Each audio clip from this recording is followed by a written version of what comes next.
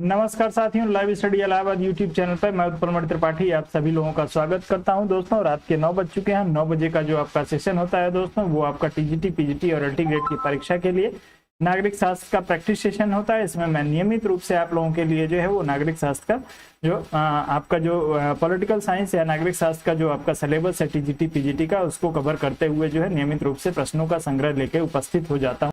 तो यदि आप जो है वो नागरिक शास्त्र या राजनीति शास्त्र दोनों एक ही विषय है दोस्तों, तो आप लोग जो है यदि नागरिक शास्त्र से अपने टीजीटी की तैयारी कर रहे हैं या पीजीटी की तैयारी कर रहे हैं, तो आप लोग जो है हमारे साथ नियमित रूप से रात के 9 बजे उपस्थित होकर और नागरिक शास्त्र के प्रश्नों का अभ्यास कर सकते हैं दोस्तों।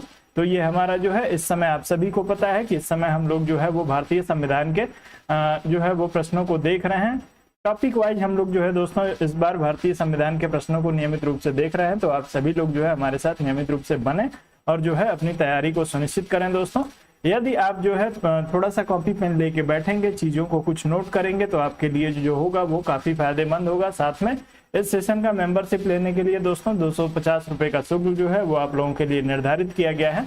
तो आप लोग 250 रुपए का भुगतान जो है गूगल पे, फोन पे या भीम के माध्यम से आप लोग 7007701847 इस नंबर पे आप लोग 250 रुपए का भुगतान करके और मेंबरशिप जो है ले सकते हैं। उसके बाद नियमित रूप से आपको जो है सारे इंपॉर्टेंट कंटेंट जो है वो सारे इंपॉर्टेंट जो आपको प्रश्न है वो आपके सीधे पीडीएफ के रूप में आपको प्राप्त हो जाएंगे। तो आप लोग जो है इसको भी परचेज अवश्य करिए दोस्तों। आगे बढ़ेंगे तो बात करेंगे दोस्तों अपने ज्योग्राफी के सेक्शन के बारे में। सुबह के 8 बजे का जो हम लोगों का समय होता है वो आपके ज्योग्राफी के प्रैक्टिस सेशन का होता है। तो यदि आपका दूसरा सब्जेक्ट ज्योग्राफी है तो आप लोग जो है हमारे साथ सुबह 8 बजे आवश्यक रूप से जुड़िए दोस्तों। इसमें आप लोगों के लिए ज्योग्राफी के प्रश्नों को लेके आता हूं। साथ ही बात करेंगे दोस्तों आपके राजनीतिक सिद्धांत एवं विचारकों के लिए दोस्तों आप लोगों के लिए जो है वो क्लास शुरू की जा रही है। लाइव स्टडी इलाहाबाद के एप्लीकेशन पे जो है आप लोगों के लिए ये क्लास चलेगी। इसके बारे में यदि आपको कोई भी जानकारी चाहिए तो 7007701847 इस नंबर पे आप संपर्क करके और जानकारी ले सकते हैं दोस्तों। ये सिर्फ और सिर्फ आपके टीजीटी के सिलेबस के लिए होगी। जो लोग टीजीटी की तैयारी कर रहे होंगे सिर्फ उनके लिए, क्योंकि इसमें सिर्फ जो है आपके राजनीतिक सिद्धांत जो आपके टीजीटी के सिलेबस में दिए हुए हैं और जो राजनीतिक विचारक आपके टीजीटी के सिलेबस में दिए हैं उन्हीं को मैं यहाँ पे कवर करूंगा। तो दोस्तों अब हम लोग आगे बढ़ेंगे और चलेंगे आज के सेशन की तरफ दोस्तों। आज के सेशन के पहले प्रश्न को हम लोग देखेंगे और आप सभी से मेरा विनम्र निवेदन रहेगा दोस्तों कि आप लोग तेजी से प्रश्नों को जो है वो प्रश्नों को पढ़ के और उसका उत्तर करने का प्रयास करेंगे। ज्यादा समय आप लोग जो है दोस्तों अपना बर्बाद ना करिए, क्योंकि सारे प्रश्न जो है वो पिछली परीक्षाओं में पूछे गए प्रश्न है। कोई नया प्रश्न लेके मैं इस समय आप लोगों के लिए नहीं आ रहा हूं दोस्तों। आप लोगों के सिलेक्शन में एक चीज मैं आपको बता दूं कि यदि आपके जो है अलग अलग परीक्षाओं में पूछे गए आपके विषय के प्रश्न जो यदि आपके तैयार हैं तो आपकी 75% से लेके 85% तक आपकी तैयारी कंप्लीट है। लेकिन उन प्रश्नों में गलती की गुंजाइश बिल्कुल नहीं होती है। रिपीटेड प्रश्नों को गलत करने का आपके पास बिल्कुल मौका नहीं होता है। तो आप सभी लोग उत्तर करेंगे और तेजी से अपने प्रश्न का जो है वो उत्तर भेजने का प्रयास करिए। सी विकल्प के लिए आप लोगों का उत्तर आना शुरू हो गया है और आप लोग उत्तर करें दोस्तों। उससे पहले आप सभी से निवेदन है कि आप लोग वीडियो को लाइक कर दीजिए, वीडियो को जो है वो शेयर करने का प्रयास करिए। चैनल पे नए हैं तो चैनल को सब्सक्राइब कर दिया है दोस्तों। भारत के राष्ट्रपति ने जिस एकमात्र मामले में अपने वीटो शक्ति का प्रयोग किया था वह कौन सा है दोस्तों? आप लोगों को चारों में से एक विकल्प के चुनाव करना है दोस्तों। आप लोग इस प्रश्न में देख रहा हूँ सी विकल्प के लिए आप सभी लोग चुनाव कर रहे हैं दोस्तों। भारतीय डाकघर संशोधन विधेयक के लिए आप सभी लोग बात कर रहे हैं। तो भारतीय डाकघर संशोधन विधेयक जो है आपके वीटो जो है इस मामले में जो है वो आपके राष्ट्रपति के द्वारा जो है वीटो का प्रयोग किया गया था। किसके द्वारा किया गया था दोस्तों वीटो का प्रयोग? आप लोग तेजी से उत्तर करने का प्रयास करेंगे इस प्रश्न के लिए। चलिए, और उसके पहले दोस्तों एक और वीटो का प्रयोग हुआ है पेप्सू विधेयक। पेप्सू विधेयक पे जो है दोस्तों आपके 1954 में आप लोग ध्यान रखेंगे 1954 में आपके राजेंद्र प्रसाद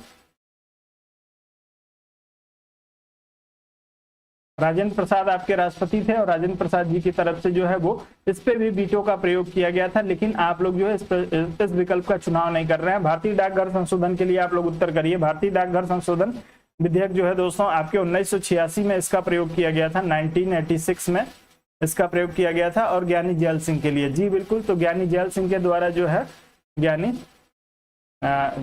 द्वारा जो है इसमें वीटो का प्रयोग किया गया था। दोस्तों पेप्सू विधेयक जो है इसके पहले आया था और इसके पहले 1954 में, ये 1986 का वीटो है और ये 1954 का वीटो है। लेकिन दोस्तों इसमें दिया है कि राष्ट्रपति ने जिस एकमात्र मामले में अपने वीटो शक्ति का प्रयोग किया दोस्तों, चूंकि जो है पेप्सू पे भी वीटो का प्रयोग किया गया था, लेकिन इस पे जो है दोस्तों आपके अत्यंतिक वीटो का प्रयोग हुआ था। और अत्यंतिक वीटो जो होता है दोस्तों वो मंत्रिपरिषद की सलाह से लाया जाता है, इसलिए जो है इसको नहीं माना गया है इस विकल्प में। आपका विकल्प जो होगा वो सी विकल्प के लिए बिल्कुल सही हो जाएगा। पॉकेट वीटो का प्रयोग जो है भारतीय डाकघर संशोधन विधेयक 1986 के लिए जो है ज्ञानी जैल सिंह ने इसका प्रयोग किया था। तो आप लोग इस प्रश्न में सी विकल्प के साथ जाएंगे, उत्तर आपका सही हो जाएगा। पेप्सू विधेयक जो था आपका दोस्तों अत्यंतिक वीटो का प्रयोग हुआ था उस पर, और अत्यंतिक वीटो को आप लोगों को ध्यान रखना है कि वो जो है वो मंत्रिपरिषद की सलाह से लाया जाता है। अगले प्रश्न पे चलते हैं। अगला प्रश्न दिया है भारतीय संविधान के किस अनुच्छेद के अंतर्गत राष्ट्रपति संसद के दोनों सदनों द्वारा पारित किसी बिल पर अपनी स्वीकृति रोक सकते हैं। आपको विकल्प दिया है 1963, माफ करिएगा अनुच्छेद 63, अनुच्छेद 108, अनुच्छेद 109 और अनुच्छेद 111। आप सभी लोग तेजी से इस प्रश्न के लिए उत्तर करने का प्रयास करेंगे। चलिए सब लोग उत्तर करिए दोस्तों, वीडियो को लाइक और शेयर करिए। वीडियो को लाइक शेयर करने में आप लोग जो है बिल्कुल भी कंजूसी न दिखाएं। चलें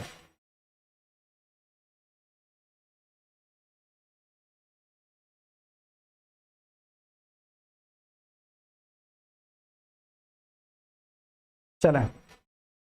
तो दोस्तों यदि आप लोग इसमें 111 का प्रयोग कर रहे हैं तो आप सभी का उत्तर जो होगा बिल्कुल सही हो जाएगा दोस्तों। अनुच्छेद 111 में दिया गया है कि दोनों सदनों द्वारा पारित विधेयक जो होगा दोस्तों उस पे ये जो है 3 कार्य कर सकते हैं दोस्तों। 3 अधिकार दिए गए हैं राष्ट्रपति को आपके 111 के तहत। एक दिया है या तो उसको पारित कर देगा दोस्तों, पास कर देगा, या उसे जो है दोस्तों आपका रोक सकता है, या तीसरी जो शर्त है दोस्तों ये पुनर्विचार के लिए इनको लौटा सकता है। तो आप लोग ध्यान रखेंगे कि 111 के तहत जो है वो उस पर हस्ताक्षर कर देगा, विधेयक पारित हो जाएगा, या उसको जो है रोक भी सकता है, विधेयक को वीटो का प्रयोग कर सकता है, और उसके बाद से जो है दोस्तों इसे पुनर्विचार के लिए भी लौटा सकता है। तो अनुच्छेद 111 में आपका उत्तर जो है बिल्कुल सही हो जाएगा। आगे बढ़ेंगे और अगले प्रश्न पे चलेंगे। अगला प्रश्न आपको दिया है दोस्तों, निम्न में से किस विषय पर राष्ट्रपति के लिए मंत्रिपरिषद से सलाह लेना आवश्यक नहीं है। आपको उत्तर करना है दोस्तों, किस विषय पर राष्ट्रपति को मंत्रिपरिषद से सलाह लेना आवश्यक नहीं है। आपको दिया है राजदूत की नियुक्ति, विधेयकों पर स्वीकृति,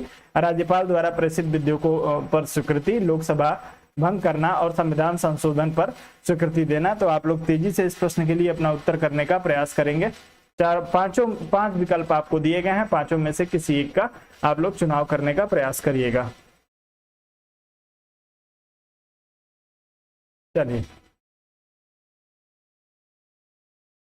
किस विषय पर राष्ट्रपति के लिए मंत्रिपरिषद से सलाह लेना आवश्यक नहीं है। चूंकि राष्ट्रपति की नियुक्ति, राष्ट्रपति जो है वो मंत्रिपरिषद की सलाह से कार्य करता है, तो आपको इसमें से चारों में से किसी एक विकल्प का चुनाव करना है।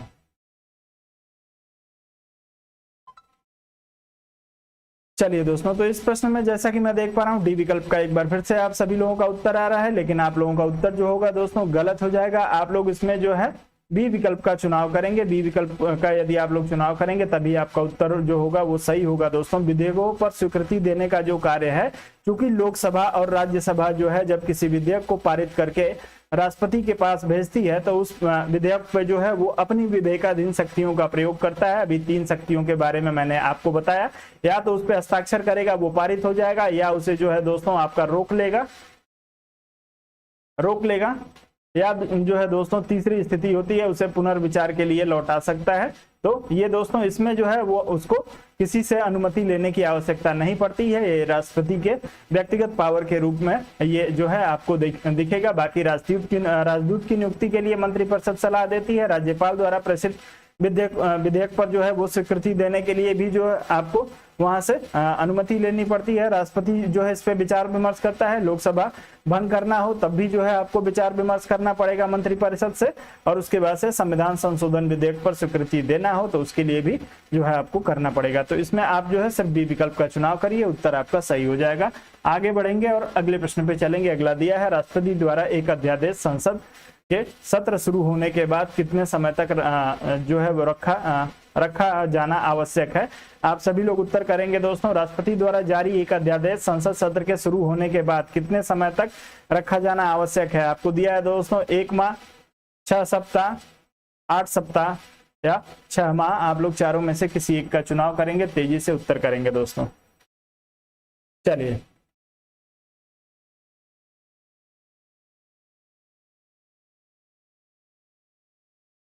चलें, अध्यादेश के बारे में आपसे प्रश्न पूछा गया, सभी लोग उत्तर करेंगे इस प्रश्न के लिए।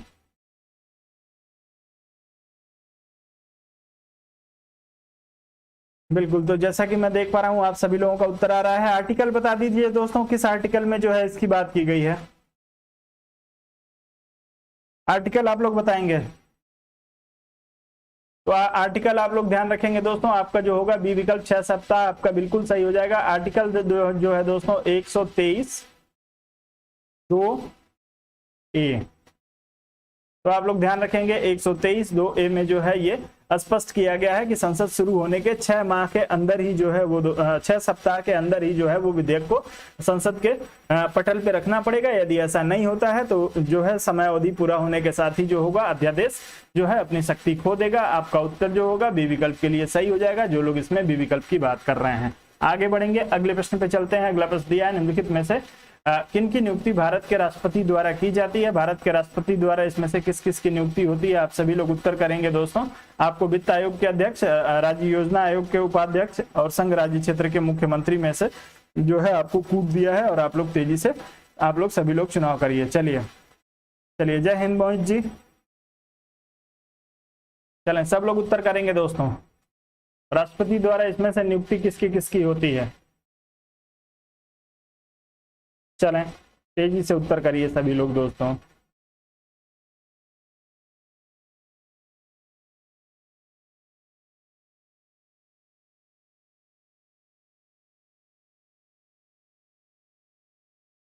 चलें, तो इस प्रश्न में देख पा रहा हूं आप लोग जो है कुछ लोग सी विकल्प का चुनाव कर रहे हैं, कुछ लोगों का बी विकल्प के लिए उत्तर आ रहा है। चलिए, तो वित्त आयोग के अध्यक्ष की नियुक्ति जो है राष्ट्रपति किस अनुच्छेद के तहत करता है। आप लोग जो है इतना शॉर्टकट में उत्तर ना दीजिए दोस्तों, आप सभी लोग जो है अपना उत्तर अनुच्छेद सहित लिखने का प्रयास करिए।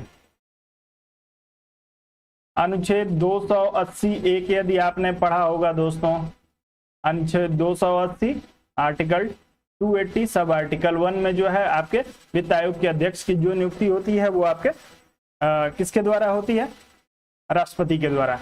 योजना आयोग के उपाध्यक्ष की यदि नियुक्ति की बात की जाए दोस्तों, तो योजना आयोग के उपाध्यक्ष की नियुक्ति आपका पीएम करता है, प्राइम मिनिस्टर करता है, और संघ राज्य क्षेत्र के मुख्यमंत्रियों की नियुक्ति भी जो है आपके प्रेसिडेंट के द्वारा की जाती है। तो आपका 1 और 3 जो विकल्प होगा वो सही हो जाएगा। जो लोग इसमें 1 और 3 अर्थात सी विकल्प की जो लोग बात कर रहे थे उन सभी का उत्तर जो है बिल्कुल यहाँ पे सही हो जाएगा। चलिए, संघ राज्य क्षेत्र के मुख्यमंत्रियों की नियुक्ति किस अनुच्छेद से करता है राष्ट्रपति, सभी लोग उत्तर करेंगे दोस्तों। संघ राज्य क्षेत्र के मुख्यमंत्रियों की नियुक्ति से संबंधित अनुच्छेद कौन सा है। अनुच्छेद आप लोग तेजी से कमेंट करके बताइए, वीडियो को लाइक और शेयर करिए दोस्तों।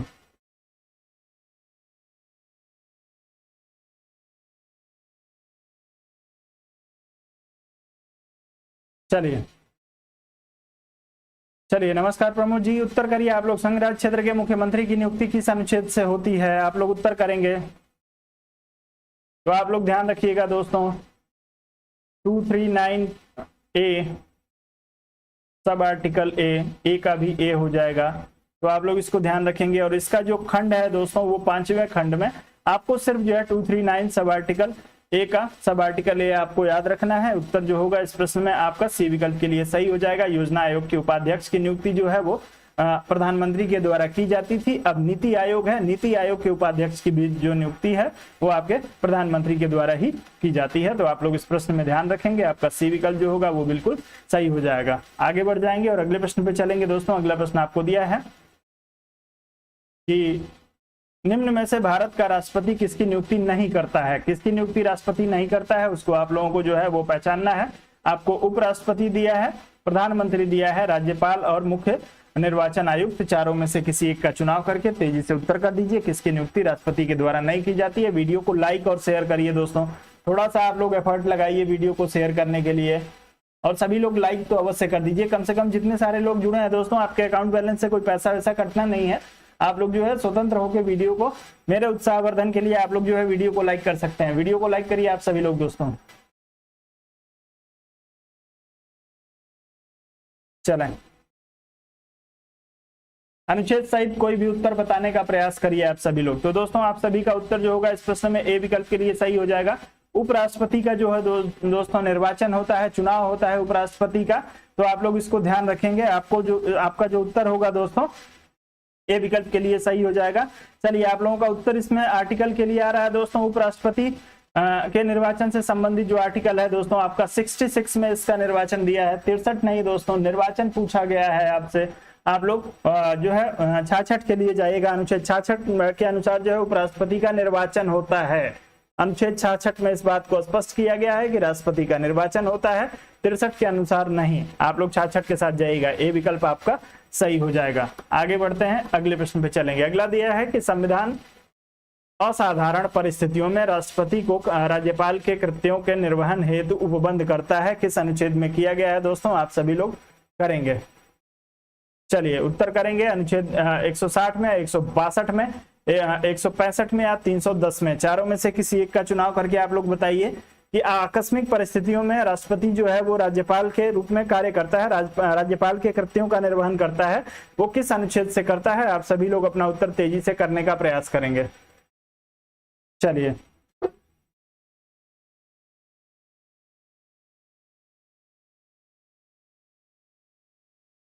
चलें सब लोग उत्तर करें दोस्तों इस प्रश्न के लिए।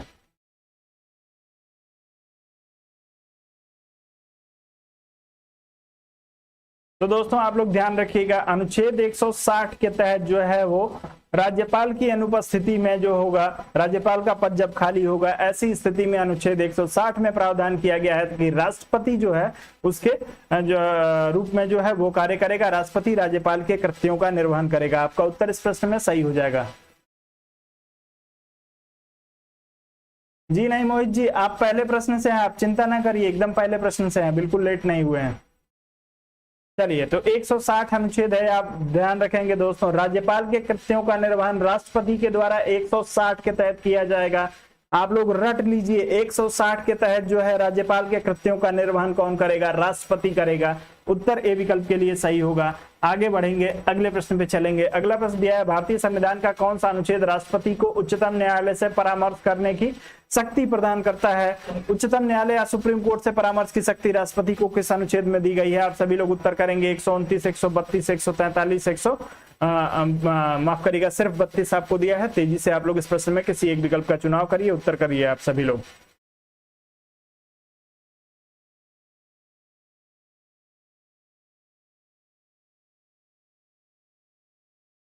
चलिए, राष्ट्रपति सलाह मानने के लिए, यदि सुप्रीम कोर्ट सलाह देती है तो राष्ट्रपति सलाह मानने के लिए बाध्य है या नहीं? आप लोग स्पष्ट करेंगे।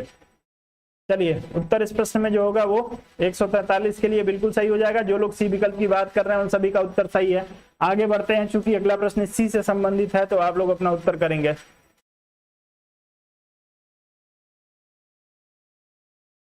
चलिए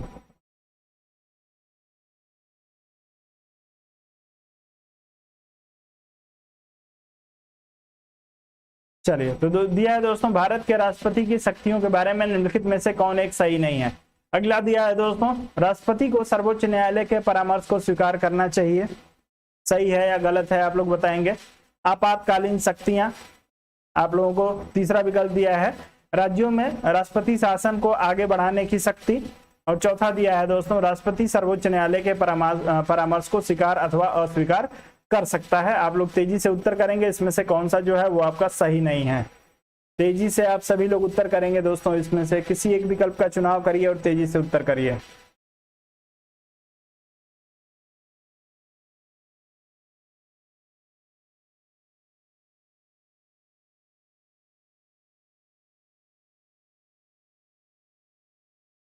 चलें तो जितने लोग इसमें ए विकल्प का चुनाव कर रहे हैं, राष्ट्रपति को सर्वोच्च न्यायालय के परामर्श को स्वीकार करना चाहिए, ऐसी बाध्यता नहीं है। 143 के अनुसार जो है राष्ट्रपति सलाह मांगेगा, सुप्रीम कोर्ट जो है सलाह दे सकता है, वो भी सलाह देने से इनकार भी कर सकता है। दोनों बाध्य नहीं है दोस्तों। यदि सुप्रीम कोर्ट सलाह भी देता है तो वो उसे चाहे तो मानेगा और न चाहे तो उसे मानने से इनकार भी कर सकता है। तो ये आपका एक गलत दिया हुआ है। बाकी आपातकालीन जो शक्तियां हैं, आप सभी को पता है 352, 356, 360 में आपके राष्ट्रपति को मिली है। राज्यों में राष्ट्रपति शासन को आगे बढ़ाने की शक्ति जो है ये राष्ट्रपति के पास है। बिल्कुल मंत्रिपरिषद के सलाह से जो है राष्ट्रपति शासन को आगे बढ़ा देगा और जो है राष्ट्रपति सर्वोच्च न्यायालय के परामर्श को स्वीकार अथवा अस्वीकार कर सकता है। बिल्कुल सही दिया हुआ है, सिर्फ एक जो है आपको गलत दिया हुआ है, वही आपका उत्तर जो होगा ए विकल्प के लिए सही हो जाएगा। ए विकल्प के साथ जाइएगा। अगला प्रश्न दिया है दोस्तों, भारत के राष्ट्रपति को यह अधिकार नहीं प्राप्त है कि वह क्या करे दोस्तों, क्षमादान करे, सर्वोच्च न्यायालय के न्यायाधीश को हटाए, आपातकाल की घोषणा करे या अध्यादेश जारी करे। चारों में से किसी एक का चुनाव करिएगा, अपना उत्तर करने का प्रयास करिएगा इस प्रश्न के लिए। चलिए समय शुरू कर दिया है मैंने आप लोगों का।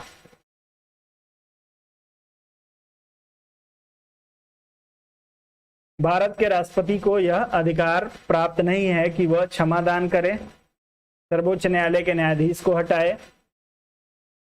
आपातकाल की घोषणा करे या अध्यादेश जारी करे। सभी लोग उत्तर करेंगे दोस्तों।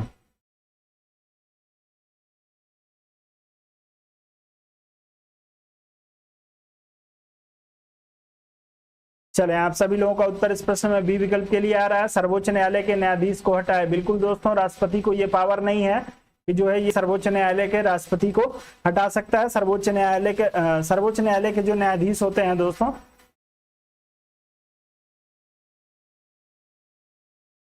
जी मोहित जी, कल थोड़ा सा है वो मेरा इंटरनेट प्रोवाइडर जो है, प्रोवाइडर कंपनी जो है दोस्तों कभी कभी बदमाशी कर देती है, तो उसके लिए आप लोग मुझे क्षमा करिएगा। सर्वोच्च न्यायालय के न्यायाधीश को हटाए दोस्तों। सर्वोच्च न्यायालय के न्यायाधीश को हटाने के लिए जो है दोस्तों असमर्थता या साबित कदाचार, दो स्थितियों में जो है वो सर्वोच्च न्यायालय के न्यायाधीश को हटाया जा सकता है। जो है राष्ट्रपति अपनी इच्छा से इसको नहीं हटा सकता है। आपका बी विकल्प जो होगा बिल्कुल यहाँ पे सही हो जाएगा। आगे बढ़ते हैं। अगला प्रश्न दिया है दोस्तों आपको, राष्ट्रपति की क्षमादान की शक्ति एक, आपको बताना है क्षमा आदि की शक्ति एक विधायी शक्ति है, न्यायिक शक्ति है, कार्यपालिका शक्ति है या इनमें से कोई नहीं है। आप लोग तेजी से उत्तर करेंगे दोस्तों, सभी लोग उत्तर करेंगे और तेजी से करेंगे। और क्षमादान की शक्ति के लिए भारतीय संविधान का कौन सा अनुच्छेद पावर देता है राष्ट्रपति को? अपना उत्तर करेंगे दोस्तों, अनुच्छेद सहित बताइएगा।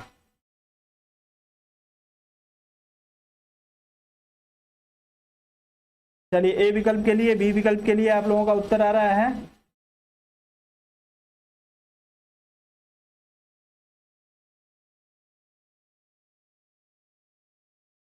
चलिए, तो आप लोग ध्यान रखिएगा दोस्तों, ये जुडिशियल पावर है। आर्टिकल जो आपका है दोस्तों 72 है, अनुच्छेद 72 में जो है आपके क्षमादान की शक्ति का उल्लेख किया गया है राष्ट्रपति के। तो आपका बी विकल्प इस प्रश्न के लिए बिल्कुल सही हो जाएगा। विधायी शक्ति नहीं है, कार्यपालिका शक्ति नहीं है, ये जो है इसके आपके जो है वो न्यायिक शक्ति जुडिशियल पावर के अंतर्गत आता है। आर्टिकल 72 जो है इसका प्रावधान करता है। तो आप लोग इस प्रश्न में बी विकल्प के साथ जाएंगे। बिल्कुल आप सभी लोगों का 72 के लिए उत्तर आ रहा है, बी विकल्प के लिए आ रहा है, सबका उत्तर बिल्कुल सही है। आगे बढ़ेंगे दोस्तों। अगला प्रश्न दिया है दोस्तों, निम्नलिखित में से किस प्रकार के प्राधिकार भारत के राष्ट्रपति को प्राप्त हैं? आप लोग बताएंगे दोस्तों कौन सा प्राधिकार भारत के राष्ट्रपति को, इसमें से कौन कौन सा प्राधिकार प्राप्त है? वास्तविक और लोकप्रिय, औपचारिक और विधिक, राजनीतिक और नाम मात्र, संवैधानिक और नाम मात्र। चारों में से किसी एक का चुनाव करिएगा, तेजी से उत्तर करिएगा। राष्ट्रपति को जो प्राधिकार प्राप्त हैं उसके आधार पे आप लोगों को जो है अपना उत्तर करना है। तेजी से उत्तर करने का प्रयास करेंगे। 1 3 2 3 1 4 और 2 4 आपको विकल्प दिया है, सभी लोग उत्तर करेंगे।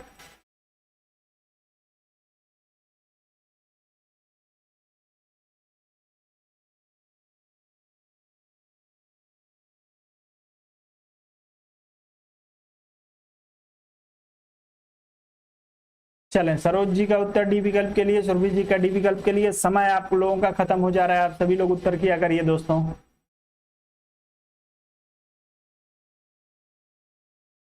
चलें,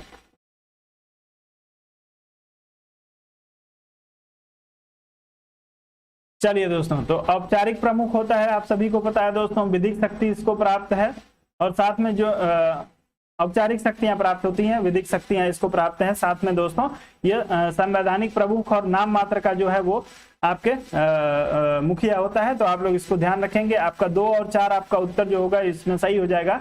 राजनीतिक और नाम मात्र का नहीं है दोस्तों, संवैधानिक पद है, नाम मात्र की शक्ति प्राप्त है और जो है औपचारिक और विधिक शक्ति इसको प्राप्त है। तो आप लोग ध्यान रखेंगे। वास्तविक और लोकप्रिय जो आपका होता है दोस्तों वो आपका पीएम होता है, आपका राष्ट्रपति नहीं होता है। तो आपका उत्तर 2 और 4 के लिए सही होगा। 2 और 4 आपके डी विकल्प में दिया है। यदि आप डी विकल्प की बात कर रहे हैं तो आप सभी का उत्तर जो है बिल्कुल यहाँ पे सही हो जाएगा। आगे बढ़े, अगले प्रश्न पे चलेंगे। अगला आपको दिया है दोस्तों कि भारतीय संविधान के अनुसार भारत के राष्ट्रपति का यह कर्तव्य है कि वे निम्नलिखित में से किसको या किनको संसद के पटल पर रखें। आप लोग अपना उत्तर करेंगे दोस्तों। इस प्रश्न के लिए आपको दिया है संघ वित्त आयोग की सिफारिश, संघ वित्त आयोग की सिफारिश को राष्ट्रपति जो होगा,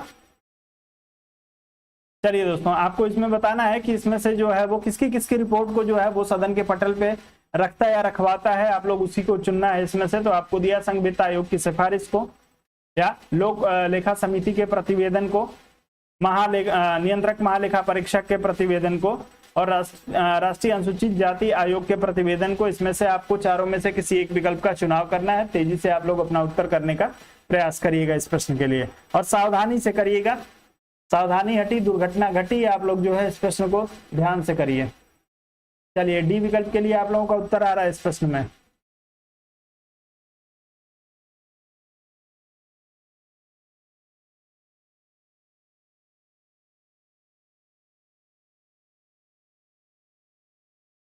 चलिए तो दोस्तों आपके वित्त आयोग की सिफारिश है, ये राष्ट्रपति जो है इसको पटल पे रखवाता है। लोक लेखा समिति का जो प्रतिवेदन होता है दोस्तों, लोक लेखा समिति जो है क्योंकि ये कमेटी बनाई गई है, ये कमेटी ही अपने प्रतिवेदन पे जो है वो विचार विमर्श करती है। नियंत्रक महालेखा परीक्षक का जो प्रतिवेदन होता है दोस्तों, ये भी जो आपके लोक लेखा कमेटी जो है नियंत्रक महालेखा परीक्षक को सौंपती है। नियंत्रक महालेखा परीक्षक जो होगा राष्ट्रपति को सौंपेगा और राष्ट्रपति जो होगा आपके क्या बोलते हैं कि जो है वो संसद के पटल पे रखेगा। आपका जो है लोक लेखा समिति का प्रतिवेदन राष्ट्रपति नहीं रखता है, आप लोग इसको ध्यान रखेंगे। और राष्ट्रीय अनुसूचित जाति आयोग का जो प्रतिवेदन है ये भी राष्ट्रपति जो होगा वो संसद के पटल पे रखेगा।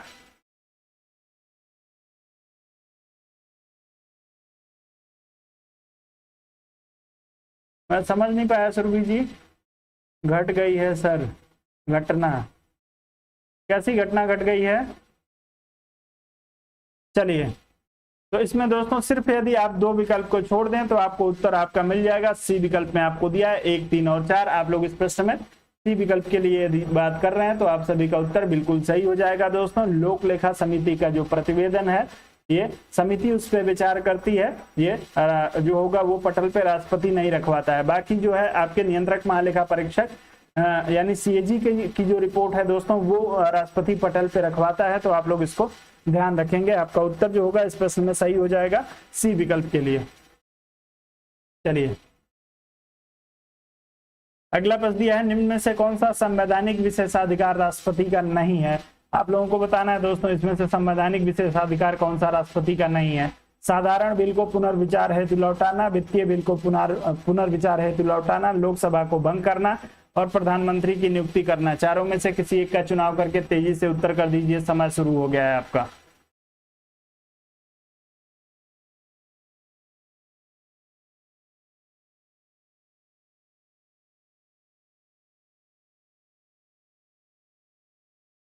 चलें सभी लोग उत्तर करेंगे इस प्रश्न को।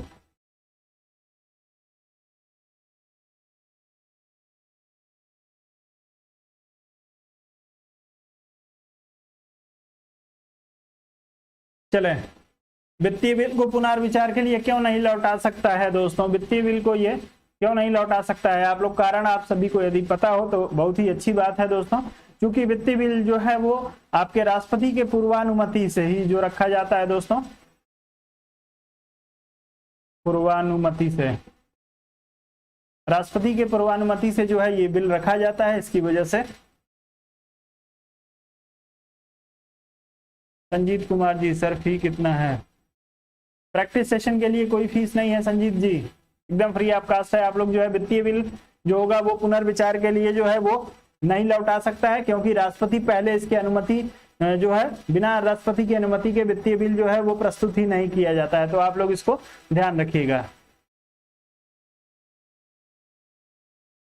चलिए हिस्ट्री ज्योग्राफी के लिए आप अभी जो है क्लास स्टार्ट नहीं हो पाई है, स्टार्ट होगी तो आपको सूचित किया जाएगा।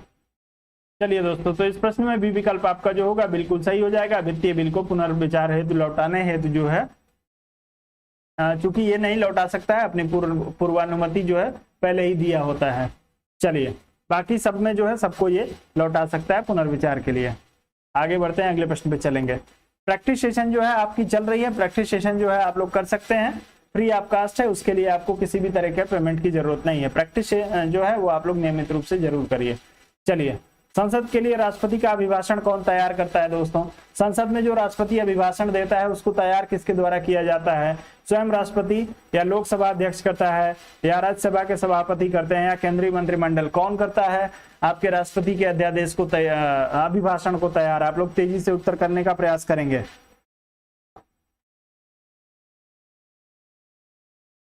चलिए, सभी लोग उत्तर करिएगा इस प्रश्न के लिए।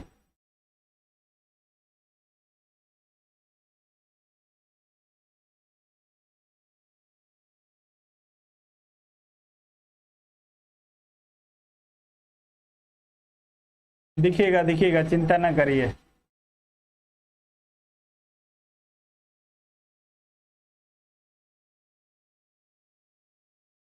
आप लोगों का उत्तर किस विकल्प के लिए आ रहा है? डी विकल्प के लिए। तो दोस्तों, केंद्रीय मंत्रिमंडल जो है ये राष्ट्रपति का अभिभाषण तैयार करता है। आप सभी को जो है इस प्रश्न में डी विकल्प के साथ जाना था। आपका उत्तर जो है वो बिल्कुल सही हो जाएगा।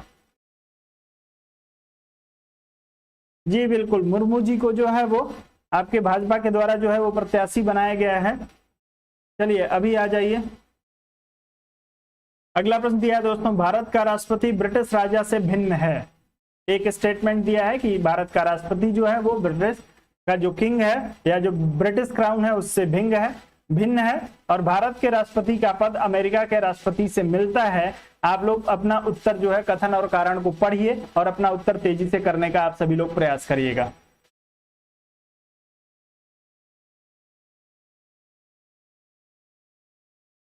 पहली बार किसी जनजातीय महिला को जो है वो राष्ट्रपति पद के लिए नामित किया गया है, और चूंकि सत्ता दल ने नामित किया है तो आप सभी को पता है कि सत्ता दल का जो प्रत्याशी होता है वो राष्ट्रपति के पद पे जो है वो निर्वाचित हो जाता है। तो आप लोग अपना उत्तर तेजी से करने के लिए प्रयास करेंगे इस प्रश्न में। चलिए, तो दोस्तों, भारत का राष्ट्रपति जो है वो ब्रिटिश राजा से भिन्न है, बिल्कुल भिन्न है दोस्तों। भारत का राष्ट्रपति जो होता है वो निर्वाचित होता है, और जो आपके ब्रिटेन का जो क्राउन होता है दोस्तों वो वंशानुगत होता है। इस अर्थ में जो है ये दोनों भिन्न है। तो आपका पहला स्टेटमेंट बिल्कुल सही दिया हुआ है। दूसरा कारण जो बताया जा रहा है, भारत के राष्ट्रपति का पद अमेरिका के राष्ट्रपति से मिलता है। दोस्तों, भारत के राष्ट्रपति का पद अमेरिका के राष्ट्रपति से नहीं मिलता है। क्यों नहीं मिलता है? क्योंकि दोस्तों, अमेरिका का जो राष्ट्रपति है उसके पास वास्तविक शक्तियां हैं, और भारत का जो राष्ट्रपति है उसके पास नाम मात्र की शक्तियां हैं। तो आप लोग यह ध्यान रखेंगे कि अमेरिका और भारत के राष्ट्रपति में जो है वो वास्तविक और नाम मात्र की शक्ति के रूप में अंतर देखने को मिलता है। तो आपका ए स्टेटमेंट जो है सही है, और आर जो है आपका गलत है। तो आपका सी विकल्प जो होगा बिल्कुल सही हो जाएगा। ए सही है, आर गलत है। सभी लोगों का उत्तर इस प्रश्न में सी विकल्प के लिए आया है।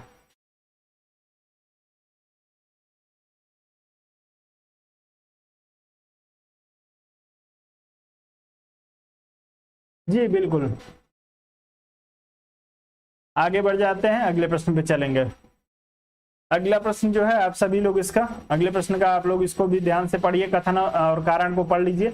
ऊपर कुछ नहीं लिखा है, आप उस पर ध्यान न दें। चलिए, राष्ट्रपति संसद का भाग है। संसद के दोनों सदनों द्वारा पारित विधेयक बिना राष्ट्रपति की स्वीकृति के कानून नहीं बन सकता। आप लोग पढ़िए और उत्तर करने का प्रयास करिए। चलें, सभी लोग उत्तर करेंगे।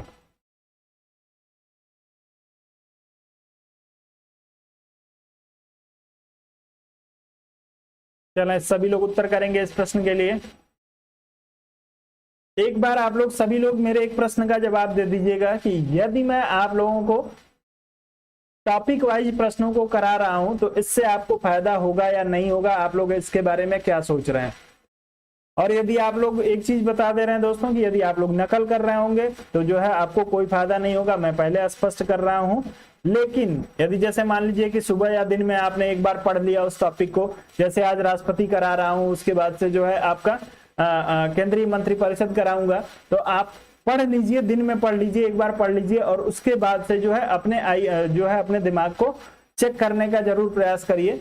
यदि आप जो है तुरंत तुरंत देख के और उत्तर करने का प्रयास करेंगे, आसानी से ये आपको किसी भी किताब में ये प्रश्न मिल जाएंगे। तो आप लोग जो है मेरे हिसाब से आप लोग जो है थोड़ा सा ईमानदारी बरतिएगा, आप लोगों के लिए फायदेमंद रहेगा।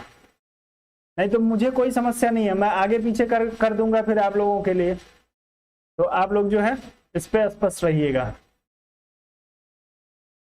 चलिए दोस्तों, तो राष्ट्रपति जो है वो संसद का भाग है, बिल्कुल सही दिया हुआ है दोस्तों। संसद के दोनों सदनों द्वारा पारित विधेयक बिना राष्ट्रपति के स्वीकृति के कानून नहीं बन सकता। बिल्कुल दोस्तों, भले ही दोनों सदन पारित कर दें, लेकिन जब तक उस पर राष्ट्रपति हस्ताक्षर नहीं करता है तब तक वो कानून के रूप में जो है वो कार्य नहीं करता है। तो आप लोग इसको ध्यान रखेंगे, आपका कथन और कारण दोनों सही हो जाएगा। और स्पष्टीकरण भी जो है दोस्तों आपका बिल्कुल स्पष्ट दिया है। तो आप लोग जो है इस प्रश्न में ए विकल्प के साथ जाएंगे, आप सभी का उत्तर जो होगा बिल्कुल सही हो जाएगा। चलें आगे बढ़ जाए। चलिए बिल्कुल, आप लोग ईमानदारी से देंगे तो आप ही को फायदा होगा दोस्त, मेरा कोई फायदा नुकसान नहीं है। मैं तो अपना काम कर रहा हूँ, करता रहूंगा, बस मैं आप लोगों को सचेत करता हूँ दोस्त। एक दोस्त के नाते, बड़े भाई के नाते, या एक ट्यूटर के नाते, जो भी आप लोग मानते हो, आप लोगों को मुझे जो है बार बार आप लोगों को आगाह करना है, मुझे आप लोगों को जगाते रहना है, सोने नहीं देना है। इसलिए मैं आप लोगों को कहता हूं, आप लोग बिल्कुल बुरा ना मानिएगा। चलिए अगला प्रश्न दिया है, 2 अवधि के लिए भारत के राष्ट्रपति कौन थे दोस्तों? आप सभी लोग उत्तर करेंगे। 2 अवधि के लिए भारत के राष्ट्रपति doctor S Radhakrishnan, doctor Rajendra Prasad, Zakir Hussain और इनमें से कोई नहीं।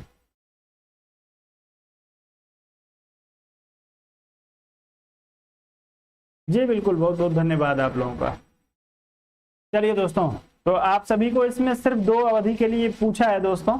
तो आप लोग जो है राजेंद्र प्रसाद का चुनाव कर सकते हैं। राजेंद्र प्रसाद जो है आप सभी को पता है कि ये 3 कार्यकाल जो है वो राष्ट्रपति रहे थे। सबसे अधिक लंबा कार्यकाल राष्ट्रपति के रूप में यदि किसी का रहा है तो वो आपके डॉक्टर राजेंद्र प्रसाद जी का रहा है।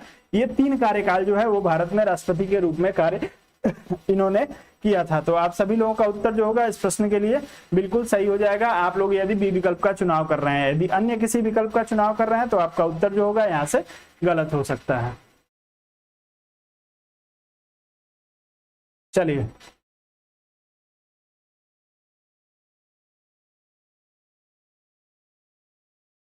चले आगे बढ़ते हैं, अगले प्रश्न पे चलेंगे।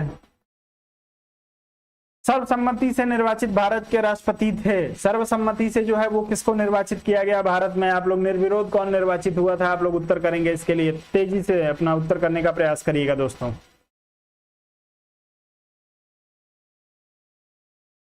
सर्वसम्मति या निर्विरोध राष्ट्रपति भारत का कौन निर्वाचित हुआ है? सभी लोग उत्तर करेंगे दोस्तों।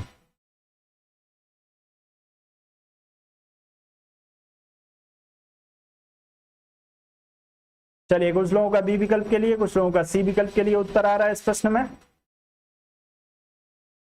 कुछ लोग ए विकल्प का भी चुनाव कर रहे हैं। चलिए, बहुत ही बढ़िया दोस्तों।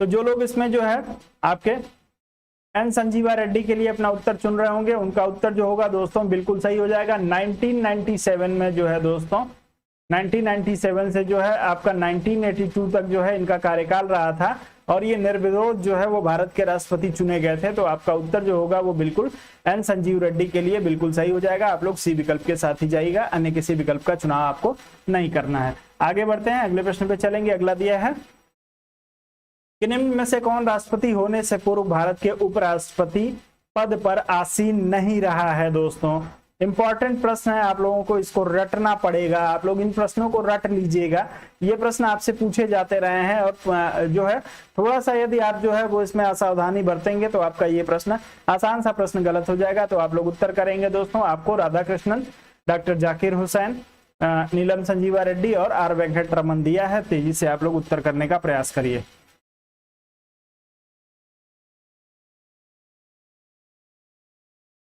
राष्ट्रपति के रूप में, उपराष्ट्रपति के रूप में जो है वो किसने कार्य नहीं किया था? डायरेक्ट राष्ट्रपति जो है वो कौन बना था? आप लोगों को उत्तर करना है दोस्तों। चलिए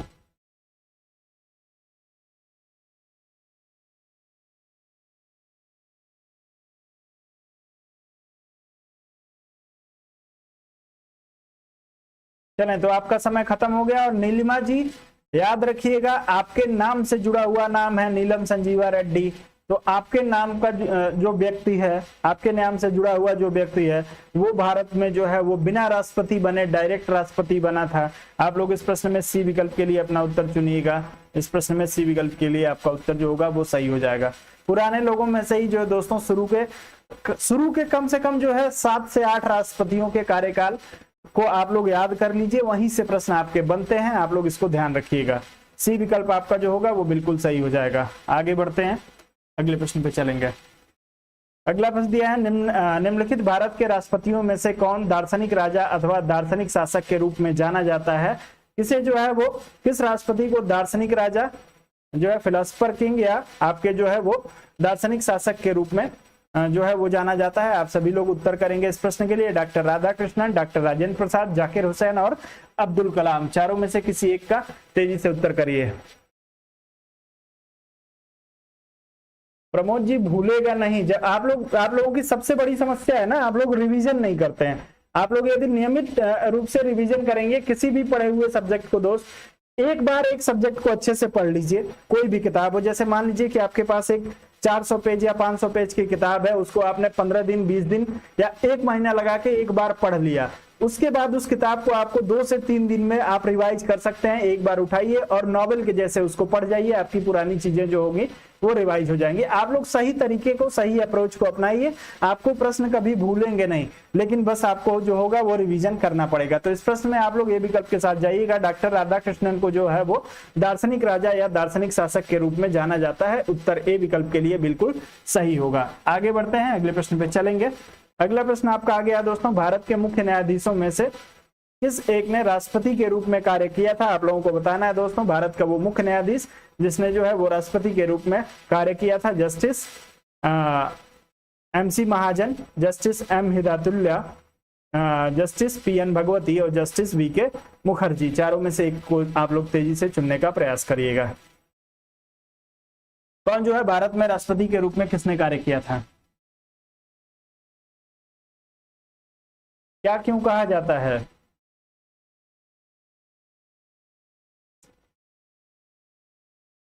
राधाकृष्णन जी के दार्शनिक सिद्धांतों के, दार्शनिक अवधारणाओं को आपको यदि आपने पढ़ा होगा, उनको चूंकि जो है वो चिंतक कहा जाता था, इसलिए जो है वो एक फिलोसफर के रूप में भी उनको जाना जाता है, इसलिए दार्शनिक राजा कहा जाता है।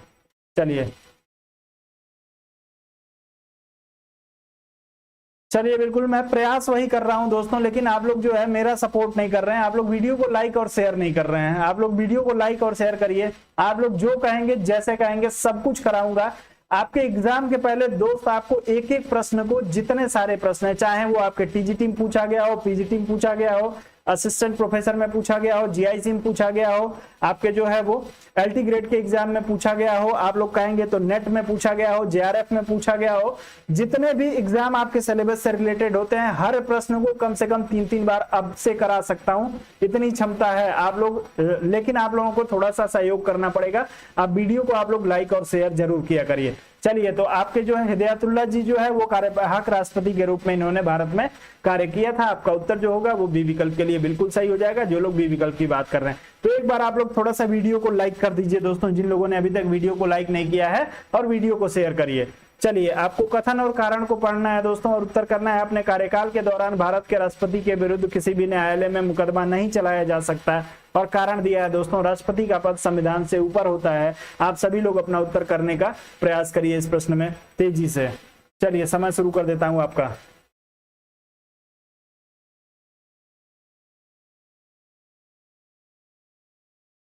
चलिए, एक ही बार लाइक करने के डिमांड कर रहा हूं, लेकिन सभी लोग लाइक करिए ना। बहुत सारे लोग वीडियो को देखते हैं, लाइक नहीं करते हैं। आप सभी लोग लाइक कर दिया करिए। चलिए,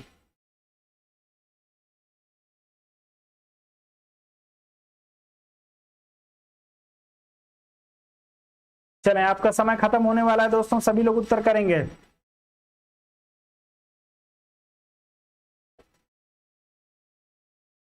तो दोस्तों, राष्ट्रपति अपने कार्यकाल के दौरान भारत के जो है वो राष्ट्रपति के कार्यकाल के दौरान उसके द्वारा किए गए किसी भी कार्य के लिए जो है दोस्तों उसे न्यायालय में दोषी नहीं ठहराया जा सकता है। आप लोग इसको ध्यान रखेंगे। और राष्ट्रपति का पद संविधान से ऊपर है, गलत दिया हुआ है दोस्तों। राष्ट्रपति जो है वो संविधान के अंतर्गत ही आता है। तो आपका सिर्फ जो है वो जो कथन है वो सही हो जाएगा। कथन सही है, कारण गलत है। सी विकल्प के साथ जाना है आप लोगों का। सी विकल्प बिल्कुल सही हो जाएगा। आप लोग सी विकल्प का चुनाव करिए। विकास जी आप जो है प्रश्न को थोड़ा ध्यान से पढ़िए दोस्त, घबराइए बिल्कुल नहीं। मुझे पता है कि आप जल्दीबाजी में जो है वो प्रश्न को गलत कर रहे हैं। ये सब प्रश्न गलत नहीं होना चाहिए। ध्यान से पढ़िए, थोड़ा सा जो है वो सोच समझ के आप लोग उत्तर करने का प्रयास करिए। मैं एक एक लोग के उत्तर पे ध्यान देता हूं दोस्तों। आप लोग इस चीज को कभी ये ना सोचिएगा कि मैं आपके उत्तर पे ध्यान नहीं देता हूं। कौन क्या लिख रहा है, कौन क्या बोल रहा है, उस पर सब पे मेरी नजर रहती है।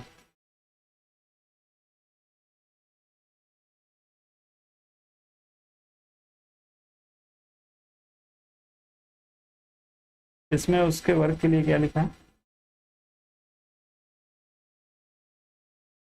दोस्त? मेरे कहने का मतलब था, इसमें आपको दिया है कि भारत के राष्ट्रपति के विरुद्ध किसी भी न्यायालय में जो है वो मुकदमा नहीं चलाया जा सकता है। मुकदमा किस लिए चलाया जाएगा? उसके किसी कार्य के लिए ही चलाया जाएगा। तो आप लोग जो है दो तरीके से मुकदमे चलाए जा सकते हैं। कोई आपराधिक मुकदमा भी उसके ऊपर नहीं चलाया जा सकता है, और साथ ही दोस्तों न ही उसके किसी कार्य के लिए जो है उस पर कोई मुकदमा चलाया जा सकता है। चलिए, मैंने प्रश्न को जो है अज्यूम कर लिया थोड़ा सा, और उसकी वजह से मैंने बोल दिया। तो आप लोग प्रश्न को ध्यान से, फिर भी आपका उत्तर जो होगा वो सी विकल्प के लिए सही होगा। चलिए आगे बढ़ते हैं, अगले प्रश्न पे चलेंगे। बिल्कुल आप लोगों के पास ही बैठा हूं। आप लोगों के ऊपर नजर रहती है मेरी। 9 बजे से क्लास होती है, नियमित रूप से 9 बजे से आपकी क्लास होती है आपके सिविक्स की, और सुबह 8 बजे आपकी क्लास लेता हूँ ज्योग्राफी की। निम्नलिखित में से किसी भौगोलिक क्षेत्र को अनुसूचित घोषित करने का संवैधानिक अधिकार किसको है दोस्तों? आप सभी लोग उत्तर करेंगे।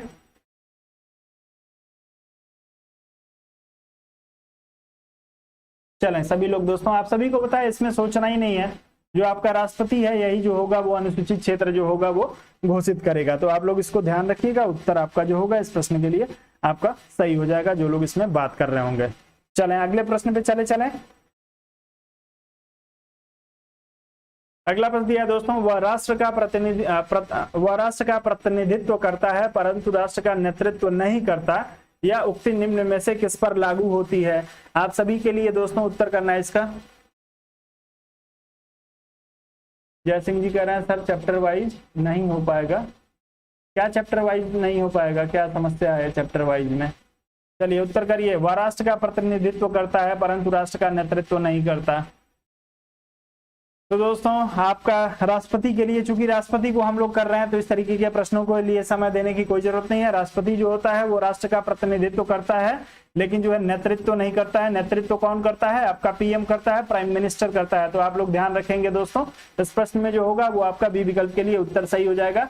अब आप लोग जो है जानबूझ के प्रश्न गलत ना करिए। रोहित जी,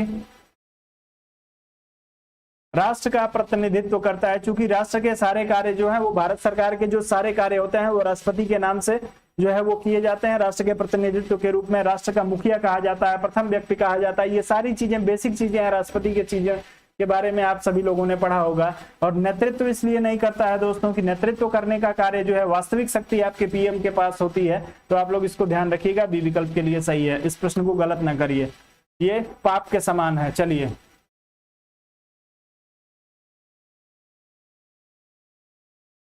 बिल्कुल आप लोगों को चिंता ना करिए, तुरंत जो होगा वो आपका उत्तर पता नहीं चलेगा। 2-4 प्रश्न बीच में इसलिए डाल देता हूं कि आप लोगों को आपका कोई ऐसा बिंदु जो हो वो स्किप ना हो जाए। चलिए, राष्ट्रपति भवन को डिजाइन किया गया था, सभी लोग उत्तर करेंगे, तेजी से उत्तर करेंगे। राष्ट्रपति भवन को जो है वो किसने डिजाइन किया था? और राष्ट्रपति भवन का प्राचीन नाम आप लोग बताएंगे। राष्ट्रपति भवन का प्राचीन नाम क्या है? चलिए, जिसको आपके एडविन लुटियंस के द्वारा डिजाइन किया गया था उसका नाम क्या था दोस्तों? आप लोग नाम बताएंगे, सभी लोग उत्तर करेंगे। आपका सी विकल्प के लिए उत्तर सही है। लुटियंस के द्वारा जो है राष्ट्रपति भवन को डिजाइन किया गया था, लेकिन लुटियंस ने राष्ट्रपति भवन को जो है वो डिजाइन नहीं किया था। चलिए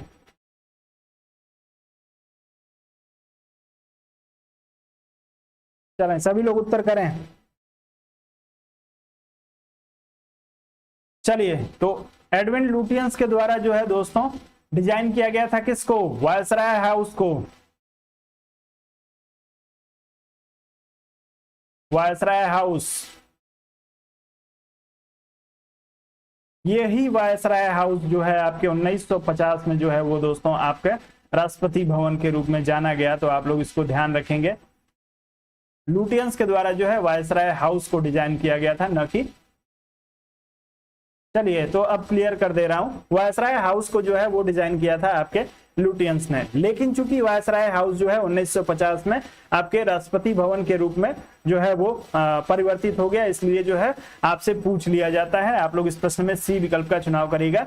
लेकिन यदि आपसे कभी पूछ लिया जाए दोस्तों कि वायसराय हाउस को किसने डिजाइन किया था, तो आप निसंकोच आप जो है एडविन लुटियंस का चुनाव कर लीजिएगा, कहीं कोई समस्या नहीं है। चलें आगे बढ़ते हैं, अगले प्रश्न पे चलेंगे। अगला प्रश्न आपको दिया है, भारत के उपराष्ट्रपति का निर्वाचन एक निर्वाचक गण द्वारा किया जाता है जिसमें सदस्य होते हैं। उपराष्ट्रपति के चुनाव के लिए आप लोग उत्तर करेंगे दोस्तों। लाइक करिए वीडियो को और थोड़ा सा शेयर करिए। जिन दोस्तों ने वीडियो को लाइक ना किया हो उन सभी से निवेदन है कि आप लोग वीडियो को लाइक कर दीजिए। दोस्त, वीडियो को लाइक करने में आप लोग जो है बिल्कुल कंजूसी ना करिए। चलिए, दिया है संसद के दोनों सदनों के केवल निर्वाचित सदस्य, संसद के दोनों सदनों के सभी सदस्य, राज्यसभा और विधानसभाओं के केवल निर्वाचित सदस्य और राज्य विधानसभाओं के केवल निर्वाचित सदस्य। सभी लोग अपना उत्तर करेंगे अपना तेजी से इस प्रश्न के लिए दोस्तों।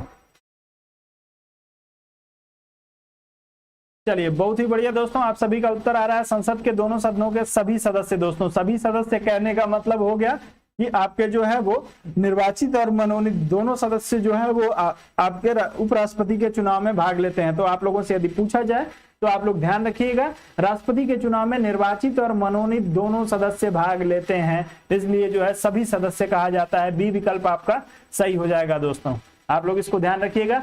उपराष्ट्रपति के चुनाव में जो है दोस्तों वो विधानसभा के लोग भाग नहीं लेते हैं और न ही पांडिचेरी और दिल्ली के सदस्य भाग लेते हैं। आप लोग ध्यान रखिएगा, राष्ट्रपति के चुनाव में लोकसभा, राज्यसभा और साथ में जो है राज्यों की विधानसभाओं के साथ जो है दिल्ली और पांडिचेरी से जो है वो के सदस्य आते हैं। लेकिन दोस्तों उपराष्ट्रपति के चुनाव में सिर्फ जो है वो आपके लोकसभा और राज्यसभा के निर्वाचित और मनोनीत दोनों सदस्य जो है वो मतदान करते हैं। तो आपको इस चीज को ध्यान रखना है, बी विकल्प सही होगा। आगे बढ़े, अगले प्रश्न पे चलेंगे। वीडियो को लाइक करिए जिन लोगों ने वीडियो को लाइक ना किया हो दोस्तों। कथन और कारण को फिर से पढ़िए आप लोग।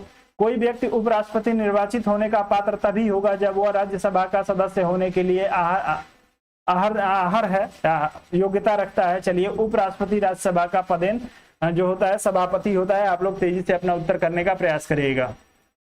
प्रमोद जी, ज्योग्राफी का भी चैप्टर वाइज करा दूंगा। अभी ज्योग्राफी को तो शुरू किया है ना, आप लोग थोड़ा सा चलिए, ज्योग्राफी के कुछ बेसिक प्रश्नों को करा दूं, फिर चैप्टर वाइज भी करा दूंगा, कहीं कोई समस्या नहीं होगी। चलिए, इसको कथन और कारण पर ही उत्तर करिए।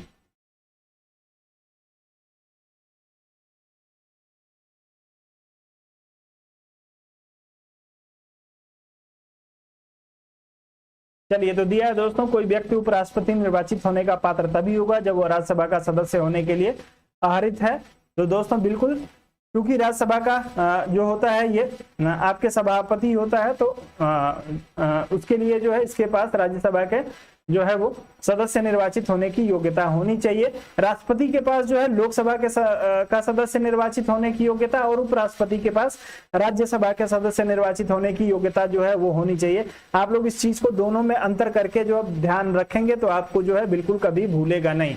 राष्ट्रपति जो होगा वो लोकसभा की योग्यता रखेगा, लोकसभा सदस्य निर्वाचित होने की, और उपराष्ट्रपति जो होगा दोस्तों वो आपका राज्यसभा की सदस्यता ग्रहण करने की जो है वो अपने पास योग्यता रखेगा। साथ में दिया है दोस्तों, उपराष्ट्रपति राज्यसभा का पदेन सभापति होता है, बिल्कुल आपका सभापति होता है, इसीलिए जो है इसको राज्यसभा के सदस्य के रूप में जो निर्वाचित होना आवश्यक होता है। तो आपका ए और आर दोनों सही है और व्याख्या भी है, उत्तर सही हो जाएगा ए विकल्प के लिए। आगे बढ़ते हैं, अगला प्रश्न दिया है दोस्तों, भारत का उपराष्ट्रपति, आप लोग चारों स्टेटमेंट पढ़िए। भारत का द्वितीय उच्चतम प्रतिष्ठित पदाधिकारी है।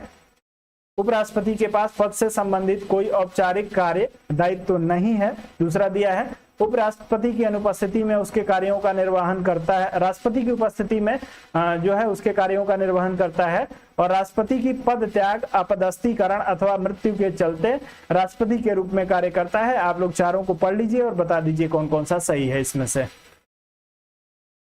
सभी लोग उत्तर करेंगे, सभी लोग इस प्रश्न के लिए तेजी से। चलिए 15 सेकंड का समय लीजिए आप लोग, 15 सेकंड से ज्यादा का प्रश्न नहीं है ये।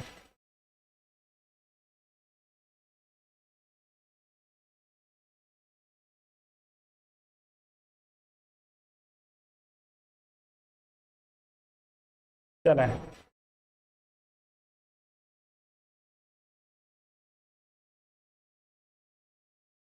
चलिए दोस्तों, तो भारत का जो है द्वितीय उच्चतम पदाधिकारी है दोस्तों, बिल्कुल द्वितीय उच्चतम पदाधिकारी है।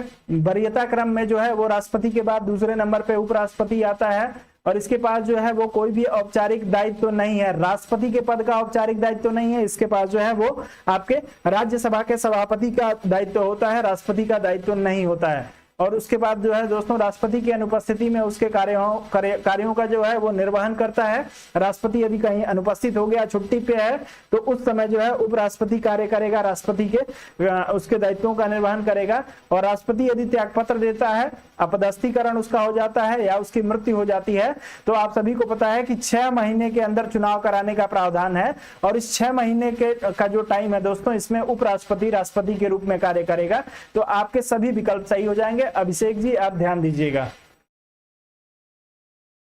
राष्ट्रपति की मृत्यु हो जाती है या उसे पद से हटा दिया जाता है, या जो है राष्ट्रपति जो है अपना पद त्याग देता है, तो जब तक अगला चुनाव नहीं होगा तब तक जो है राष्ट्रपति के पद पे जो है उपराष्ट्रपति कार्य करता है। तो आपका चौथा स्टेटमेंट भी जो बिल्कुल दिया है वो सही दिया है, इसलिए आप लोग जो है सभी चारों विकल्प का चुनाव करेगा। डी विकल्प जो होगा बिल्कुल सही हो जाएगा।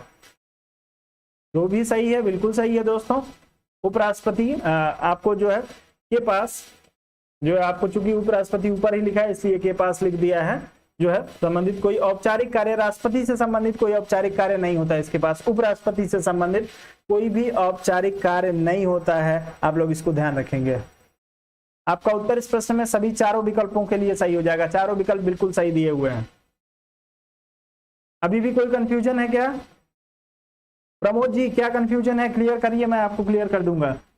चलिए तब तक अगले प्रश्न पे चलते हैं। उपराष्ट्रपति को पदच्युत करने संबंधी प्रस्ताव प्रस्तुत किया जा सकता है। आपको बताना है दोस्तों, राष्ट्रपति उपराष्ट्रपति को जो है वो उसके पद से हटाना हो तो वो प्रस्ताव जो है वो कहाँ पे रखा जाएगा, आप लोग बताएंगे। संसद के किसी भी सदन में, राज्यसभा में, लोकसभा में या उपरोक्त में से किसी में नहीं। आप लोग तेजी से उत्तर करिए।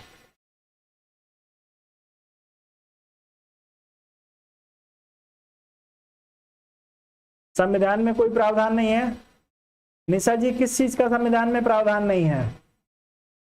निशा जी कमेंट करके बताएंगी आपने किस चीज के लिखा है कि संविधान में कोई प्रावधान नहीं है। चलिए, चूंकि राज्यसभा का सदस्य होता है दोस्तों, तो इसे जो है राज्यसभा के द्वारा ही प्रस्ताव रखा जा सकता है। बी विकल्प का आप लोग ध्यान रखिएगा। आपका उत्तर जो होगा बी विकल्प के लिए सही हो जाएगा। आगे बढ़ेंगे और अगले प्रश्न पे चलेंगे। चलें जी बिल्कुल। अगला प्रश्न दिया, निम्न में से किस एक की अध्यक्षता ऐसे द्वारा की जाती है जो उसका सदस्य नहीं होता है? अब आप लोग उत्तर करिए इस प्रश्न का। निशा जी, उपराष्ट्रपति का उल्लेख, उपराष्ट्रपति जो है वो आपके भारतीय संविधान का संवैधानिक पद है। उप प्रधानमंत्री का जो है वो कहीं पे भारतीय संविधान में प्रावधान नहीं किया गया है। ये गलती ना करिएगा, मैं समझ गया था इसीलिए मैंने आपसे दोबारा पूछा। उपराष्ट्रपति के लिए जो है आप लोग उत्तर करें। भारत जो है उपराष्ट्रपति के लिए आप लोग अनुच्छेद एक बार कमेंट करके बता दीजिए। उपराष्ट्रपति जो होगा, भारत का एक उपराष्ट्रपति किस अनुच्छेद के तहत उपराष्ट्रपति होता है? सभी लोग उत्तर करेंगे इस प्रश्न के लिए।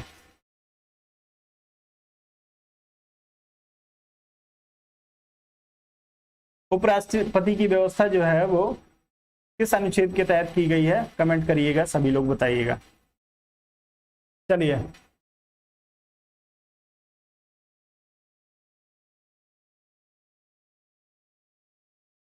चलिए बिल्कुल 63 में है, तो आप लोग बिल्कुल सही हैं। चलिए, तो राज्यसभा का जो सभापति होता है दोस्तों, वो राज्यसभा का सदस्य नहीं होता है। आप लोग इसको ध्यान रखेंगे। उत्तर जो होगा वो बिल्कुल सही हो जाएगा आपके सी विकल्प के लिए। जो लोग इसमें सी विकल्प की बात कर रहे हैं सभी का उत्तर बिल्कुल सही है। आगे बढ़ जाएं दोस्तों। अगला प्रश्न जो आपको दिया है, भारत के प्रधानमंत्री के विषय में निम्नलिखित में से कौन सही है? आप लोग बताएंगे दोस्तों, प्रधानमंत्री के बारे में कौन सा इसमें से सही दिया हुआ है। पहला दिया है, प्रधानमंत्री मंत्रिपरिषद का नाम मात्र का नेता है, वह संसद के प्रति उत्तरदायी नहीं है, तीसरा दिया है वो अपने मंत्रियों में से किसी को बर्खास्त नहीं कर सकता है। और चौथा और अंतिम दिया है प्रधानमंत्री मंत्रिपरिषद का वास्तविक नेता है। चारों में से किसी एक का आप लोग करने का जो है चुनाव करने का प्रयास करिए।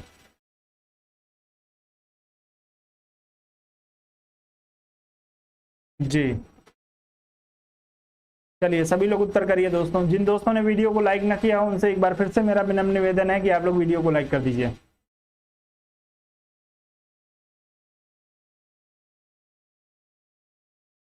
चलें तो आप लोग यदि डी विकल्प का चुनाव कर रहे हैं तो आपका उत्तर जो होगा बिल्कुल सही हो जाएगा दोस्तों। जो वास्तविक नेता होता है मंत्रिपरिषद का वो आपका प्रधानमंत्री होता है। तो चलिए वास्तविक शक्तियां भी प्रधानमंत्री के पास होती हैं, आप सभी को पता है दोस्तों। इसमें एक और विकल्प दिया है जिसपे चर्चा करना जरूरी है।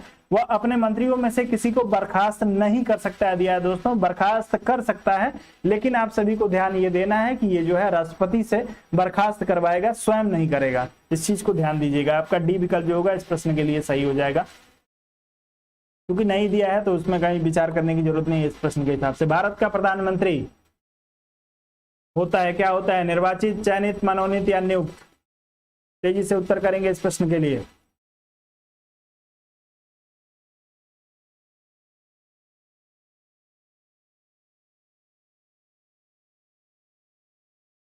चलें सभी लोग उत्तर करेंगे दोस्तों। भारत के राष्ट्रपति के लिए उत्तर करिए। वीडियो को लाइक करिए दोस्तों। जिन लोगों ने वीडियो को लाइक ना किया हो आप सभी लोग वीडियो को लाइक कर दीजिए दोस्तों। नियमित रूप से आपके टीजीटी पीजीटी की परीक्षा के लिए इस समय जो है भारतीय संविधान का सेशन लेके चल रहा हूं। 10 दिन का मेरा मैक्सिमम 10 दिन का टारगेट है जिसमें भारतीय संविधान को पूरा खत्म करूंगा दोस्तों। एक एक प्रश्न जो आपके लिए जरूरी है सबको कराऊंगा। चलिए तो आप लोग इस प्रश्न में जो है दोस्तों डी विकल्प का चुनाव करिएगा। राष्ट्रपति के द्वारा जो है वो नियुक्त किया जा सकता है, नियुक्त किया जाता है। आर्टिकल 74 यदि आपने पढ़ा हो, आर्टिकल 74 सब आर्टिकल 1 इसमें दिया है दोस्तों कि राष्ट्रपति की सहायता के लिए एक मंत्रिपरिषद होगी जिसका मुखिया कौन होगा? प्रधानमंत्री होगा। और उसकी नियुक्ति किसके द्वारा की जाएगी? आपके राष्ट्रपति के द्वारा। तो आप लोग ध्यान रखिएगा जो आपका पीएम होता है दोस्तों, इसका चुनाव जो होता है वो एक संसद के रूप में या सांसद के रूप में होता है। सांसद के रूप में इसका चुनाव होता है दोस्तों। और संसद के जो सदस्य होते हैं दोस्तों अपने बीच में से ही किसी एक को चुन के और जो होता है वो प्रधानमंत्री नियुक्त करते हैं। चलिए तो आपका उत्तर डी विकल्प के लिए सही हो जाएगा। आज फास्ट तो कर रहा हूं, आज स्लो नहीं किया है मैंने। चलिए बिल्कुल फास्ट कर रहा हूं। चलिए दिया है राष्ट्रपति या आपको दिया है दोस्तों कौन सा कथन सत्य नहीं है? आप लोगों को पहला दिया है दोस्तों राष्ट्रपति या राज्यपाल को शासकीय कार्यों के लिए विधिक कार्यवाही से उन्मुक्ति है। दूसरा दिया है दोस्तों कोई न्यायालय राज्यपाल को किसी कर्तव्य पालन के लिए विवश नहीं कर सकता है। तीसरा दिया है एक राज्यपाल को व्यक्तिगत कार्य हेतु सिविल कार्यवाही लाने के लिए 2 मास की लिखित सूचना आवश्यक देनी होगी। और तीसरा दिया है दोस्तों मंत्रियों द्वारा राष्ट्रपति या राज्यपाल को दिए गए सलाह को जांचने के लिए न्यायालय अधिकृत है। आप लोग अपना उत्तर करेंगे तेजी से।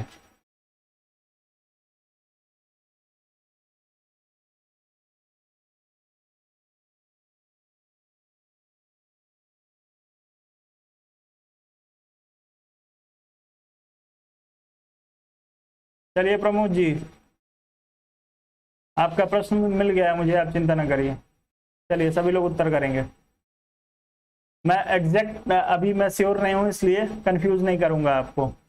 चलिए दोस्तों तो आपको जो है दोस्तों इस प्रश्न में अंतिम विकल्प जो दिया है मंत्रियों द्वारा राष्ट्रपति या राज्यपाल को दिए गए सलाह को जांचने के लिए न्यायालय अधिकृत है। दोस्तों न्यायालय जो है वो मंत्री राष्ट्रपति या राज्यपाल को मंत्रियों के द्वारा जो सलाह दी जाती है उसकी न्यायालय में जांच नहीं की जा सकती है। तो आप लोग इसको ध्यान रखिएगा। अधिकृत है कह रहा है तो आपका उत्तर जो होगा ये डी विकल्प के लिए ही सही हो जाएगा। यही जो है आपको यहाँ पे गलत दिया हुआ है, आप लोग डी विकल्प के साथ जाइएगा। चलिए अगला प्रश्न दिया है कैबिनेट में सम्मिलित होते हैं कौन लोग जो होते हैं वो कैबिनेट में सम्मिलित होते हैं? मंत्री स्तर के सभी मंत्री, कैबिनेट मंत्री, केवल कैबिनेट मंत्री या कैबिनेट मंत्री और राज्य मंत्री, कैबिनेट मंत्री, राज्य और उप मंत्री। चारों में से आप लोग अपना उत्तर किसी एक विकल्प का चुनने का प्रयास करिएगा। चलिए तेजी से उत्तर करिएगा।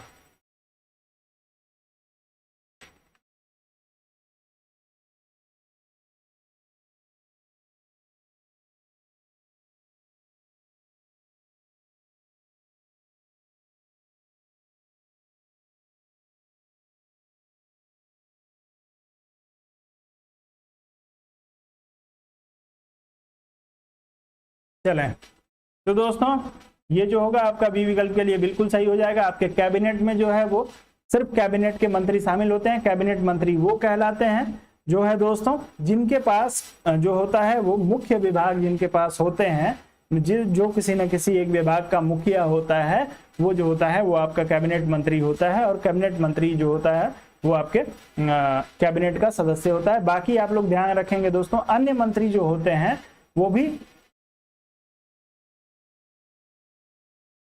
जो मंत्रिपरिषद होती है दोस्तों, मंत्रिपरिषद में आपके जो कैबिनेट मंत्री, आपके राज्य मंत्री और आपके उप मंत्री, मंत्रिपरिषद में तीनों शामिल होते हैं, लेकिन कैबिनेट में सिर्फ वही मंत्री होते हैं जिनके पास स्वतंत्र विभाग होता है। जी, स्वतंत्र विभाग जिनके पास होता है उनको जो है कैबिनेट मंत्री कहा जाता है। बी विकल्प जो होगा वो आपका सही हो जाएगा। अगले प्रश्न पे आते हैं। अगला दिया निम्नलिखित कथनों पर विचार करिए। आपको दिया है दोस्तों, राष्ट्रपति भारत सरकार का कार्य अधिक सावधानी पूर्वक किए जाने के लिए मंत्रियों में उक्त कार्यों के आवंटन के लिए नियम बनाएगा। दूसरा दिया है दोस्तों, भारत सरकार की समस्त कार्यपालिका कार्यवाहियां प्रधानमंत्री के नाम से की हुई कही जाएंगी। आप लोग अपना उत्तर करेंगे, इसमें से कौन कौन सा सही है। सही के लिए आप लोगों को अपना उत्तर देना है दोस्तों। तेजी से आप लोग अपना उत्तर चुनने का प्रयास करिएगा इस प्रश्न के लिए।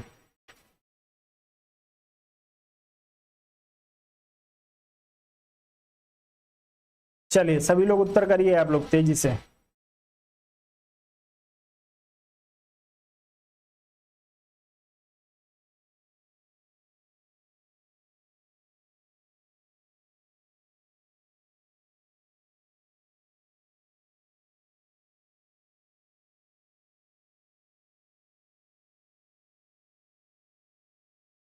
चलिए तो दोस्तों इसमें जो है आप लोग ध्यान रखिएगा, यदि आप लोगों ने एक आर्टिकल पढ़ा हो अपना 77 सब आर्टिकल 3 77 3 यदि आपने पढ़ा हो, तो इसमें कहा गया है दोस्तों कि कार्य जो है वो सावधानी पूर्वक हो। इसके लिए जो है वो राष्ट्रपति क्या करेगा, इनके लिए मंत्रियों के लिए जो है वो नियम बनाएगा। तो आप लोग इसको ध्यान रखेंगे। आपका पहला स्टेटमेंट जो है बिल्कुल सही दिया है। भारत सरकार की समस्त कार्यपालिका कार्यवाहियां प्रधानमंत्री के नाम से हुई कही जाएंगी। नहीं दोस्तों, समस्त कार्यपालिका कार्यवाही जो होती है वो आपके जो होती है वो राष्ट्रपति के नाम से होती है, क्योंकि आपका जो होता है ये बिल्कुल एग्जीक्यूटिव पावर में आता है। बिल्कुल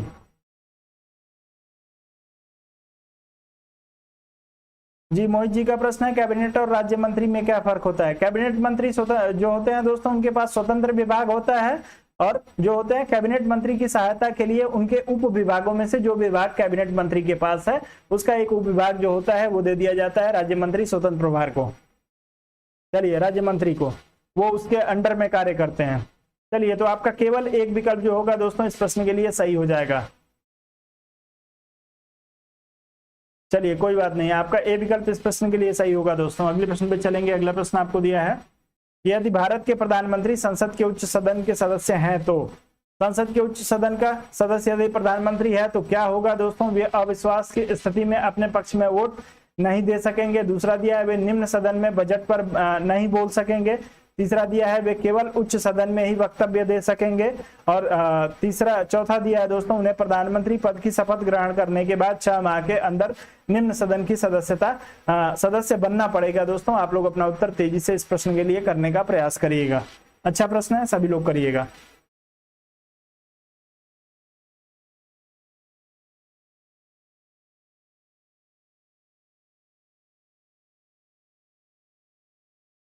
चलें, बहुत बढ़िया दोस्तों, आप सभी लोगों का उत्तर आ रहा है। ए विकल्प के लिए आप सभी लोग अपना उत्तर कर रहे हैं दोस्तों। वे अविश्वास प्रस्ताव की स्थिति में अपने पक्ष में वोट नहीं दे सकेंगे। दोस्तों वोट नहीं दे सकते हैं क्योंकि दोस्तों जिस सदन का सदस्य है आपका प्रधानमंत्री, आपका पीएम जो है जिस सदन का सदस्य होगा, यदि यहाँ पे राज्यसभा की उच्च सदन की बात की जा रही है, तो यदि ये राज्यसभा का जो है आपके सदस्य है तो ये राज्यसभा में जो है दोस्तों अपना वक्तव्य जारी कर सकता है, वहां पे बोल सकता है, मतदान में भाग ले सकता है। लेकिन यदि लोकसभा में जब ये आएगा दोस्तों तो लोकसभा में बोल तो सकता है लेकिन मतदान जो है वो नहीं कर सकता है लोकसभा में, जिस सदन में ये जो होंगे वो आपके। चलिए पहले आप लोग ये समझ लीजिए कि कोई भी जो है आपका जो सदस्य है वो जिस सदन में है जिस सदन का सदस्य है उसी में वो बोल सकता है, उसी में जो है वो मतदान कर सकता है। दूसरा, यदि प्रधानमंत्री की बात की जाए और प्रधानमंत्री यदि राज्यसभा का सदस्य है तो राज्यसभा में ही वो बोलेगा और राज्यसभा में ही मतदान करेगा। लेकिन चूंकि जो है अविश्वास प्रस्ताव आपके लोकसभा के प्रति लाया जाता है, लोकसभा में उसको जो है फ्लोर टेस्ट होता है, ऐसी स्थिति में राष्ट्रपति जो आपका प्रधानमंत्री है वो अपने पक्ष में वोट इसलिए नहीं कर पाएगा क्योंकि वो राज्यसभा का सदस्य है, तो वो अपने पक्ष में वोट यहाँ पे नहीं कर पाएगा। अपना उत्तर जो है आपका ए विकल्प के लिए बिल्कुल सही हो जाएगा। क्लियर है? किसी को कोई कंफ्यूजन है? जी, नो कॉन्फिडेंस मोशन जो है आपके लोकसभा में लाया जाता है, तो ए विकल्प के साथ आपका उत्तर जो होगा सही हो जाएगा।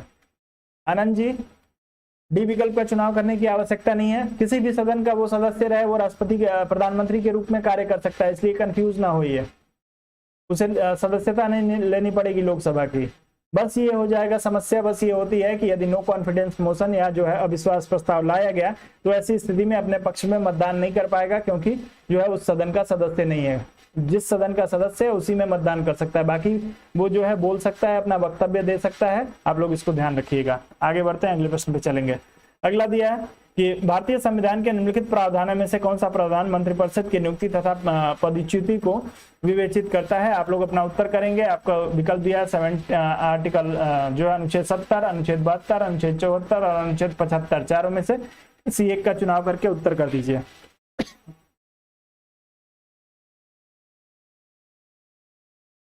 चलिए सब लोग उत्तर करिए और तेजी से करिए दोस्तों। और जिन दोस्तों ने वीडियो को लाइक ना किया हो दोस्तों, आप लोग वीडियो को लाइक कर दीजिए और थोड़ा सा अपने दोस्तों मित्रों तक शेयर करने का प्रयास करिए। और दोस्तों आप सभी लोग नियमित रूप से हमारे साथ जो है 9 बजे जुड़ जाया करिए। 9 बजे से लेके आप लोगों का ये सेशन 9 से 9:15 के बीच में मैं आप लोगों के लिए शुरू कर देता हूं। जिन लोगों ने वीडियो को लाइक ना किया हो आप लोग लाइक करिए, जिन लोगों ने चैनल को सब्सक्राइब ना किया हो आप लोग सब्सक्राइब कर लीजिए, नोटिफिकेशन बेल को दबा लेंगे तो आपको नोटिफिकेशन भी मिल जाएगा। चलिए, तो जो लोग इसमें जो है आर्टिकल 75 की बात कर रहे हो उन सभी का उत्तर जो होगा बिल्कुल सही हो जाएगा। जो है मंत्रिपरिषद की नियुक्ति और उसे जो है वो पद से हटाने का जो बंद किया गया है वो सब जो है आपके अनुच्छेद 75 में किया गया है। तो आपका उत्तर जो होगा वो इस प्रश्न के लिए बिल्कुल सही हो जाएगा। आप लोग इस प्रश्न में जो होगा आर्टिकल 75 के लिए जाइएगा, उत्तर जो है आपका बिल्कुल सही हो जाएगा। कोई समस्या? आगे बढ़ते हैं और संभवतः आज के लिए आपका जो सेशन है दोस्तों वो कंप्लीट हो गया है। आज मुझे थोड़ा सा एक आवश्यक कार्य के लिए निकलना है, जिसकी वजह से थोड़ा सा प्रश्नों को आज मैंने सॉर्ट किया था, कुछ कम प्रश्नों को रखा था आज, लेकिन कल से फिर से आप लोगों को कोई समस्या नहीं होगी। तो आज आप लोगों से अनुमति चाहूंगा। नियमित रूप से मैं आप लोगों को 11 बजे, पौने 11 बजे तक बना रहता हूं, लेकिन एक आवश्यक कार्य के लिए मुझे एक निमंत्रण में जाना है दोस्त। जीवन में बहुत सारी चीजें हैं, बहुत सारी जिम्मेदारियां हैं, सबका निर्वहन करना है। तो जो है आप लोग आज के लिए मुझे क्षमा करिएगा दोस्तों। यदि आप इस सेशन का मेंबरशिप लेना चाहते हैं तो आपके लिए 250 रुपए कुछ भी नहीं है दोस्तों। आप 250 रुपए देके मेंबरशिप आप लोग परचेज कर लीजिए। उससे फायदा क्या होगा दोस्तों, मैं आपको जितने प्रश्नों को आपको रिवाइज करना है वो सारे प्रश्न आपको दे रहा हूँ। इसके अलावा यदि आप कहीं से कुछ और पढ़ने जाते हैं तो आपको जो है वहां से कुछ फायदा नहीं होगा। आप लोग जो है इन्हीं प्रश्नों को यदि आप रिवाइज कर लेते हैं, अच्छे से इसको समझ लेते हैं, तो आपसे कहीं कोई प्रश्न जो होगा वो गलत नहीं हुआ। अब इसके बाद जो प्रश्न बचे हैं, जिन प्रश्नों को मैंने छोड़ रखा है, वो प्रश्न दोस्तों आपके काम के नहीं है, आपके परीक्षा के लिए उपयोगी नहीं है। वो सामान्य समझ के प्रश्न है और वो सभी प्रश्न आपको पता है। जो आपको प्रश्न फंसा सकते हैं या जो आपको कंफ्यूज कर सकते हैं या जिनके गलत होने की संभावना है, वो जो है आप लोगों को मैं करा रहा हूं। तो आप लोग जो है इसको 250 रुपए का भुगतान करके और आप लोग जो है मेंबरशिप जरूर परचेज कर लीजिए। इसके बाद बात करेंगे दोस्तों, तो यदि आप जो है टीजीटी पीजीटी में आपका दूसरा सब्जेक्ट ज्योग्राफी है तो आप लोग जो है हमारे साथ जरूर सुबह जुड़ जाइए। 8 बजे से जो है आप लोगों के लिए ज्योग्राफी का सेशन। उससे पहले आप लोगों को बता दूं कि आपके राजनीतिक सिद्धांत एवं विचारकों के लिए जो है टीजीटी के लिए खास करके जो आपके पॉलिटिकल थॉट और आपके जो पॉलिटिकल थिंकर हैं, इनको मैं आप लोगों को पढ़ाऊंगा live study Allahabad YouTube channel का जो आपका मोबाइल एप्लीकेशन है उस पर जो है आप लोगों को ये क्लास मिलेगी। इस सेशन के बारे में यदि कोई आपको जानकारी चाहिए तो 7007701847 इस नंबर पे आप लोग जो है हमसे जानकारी ले सकते हैं। फोन करके आप लोग इस पे हमसे बात कर सकते हैं। ये आपकी क्लास जो होगी में भी आपके मंडे से आप लोगों को मिलने लगेगी, शुरू हो जाएगी। चलिए उसके बाद यदि बात करें दोस्तों, तो यदि आपका सब्जेक्ट ज्योग्राफी है तो आप हमारे साथ सुबह 8 बजे अवश्य जुड़ जाइए। सुबह 8 बजे आप लोगों के लिए ज्योग्राफी का प्रैक्टिस सेशन लेके उपस्थित होता हूं, तो आप लोग सुबह 8 बजे जुड़ के और ज्योग्राफी के प्रश्नों का भी अभ्यास करिए। चलिए अंजना कश्यप जी थोड़ा सा पीछे चल रही हैं, अभी उनका जो है वो सी और 161 के लिए उत्तर आ रहा है।